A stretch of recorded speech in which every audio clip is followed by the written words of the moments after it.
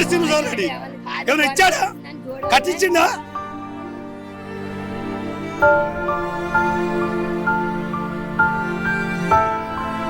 చెప్పుకోవడానికి ముగ్గురు మంత్రులు దేనికి? అంటే మేము చచ్చిపోతే మా శవాల మీద శవాలు చూస్తూ ఫోటోలు దిగటానిక? మా శవాల మీద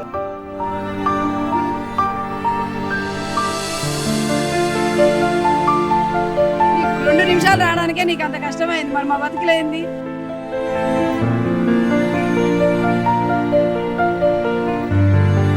ఇచ్చే 10,000 రూపాయలు ఎవరు సరిపోద్ది? దేని సరిపోద్ది 10,000 రూపాయలు? సచ్చిరా బతిరా కట్టుకున్న బట్ట కూడా లేదు, ఎవరి సంసారం అయిపోయింది మా బతుకులు. నిన్నటి నుంచి అన్నం లేకుండా ఏం లేకుండా ఎట్లా బాధపడుతుందో. బియ్యాలు మొత్తం ఆగమైపోయినాయి, మంచినీళ్ళు తాగటానికి కూడా లేవండి. మా బాధ ఎవరు చూస్తారు?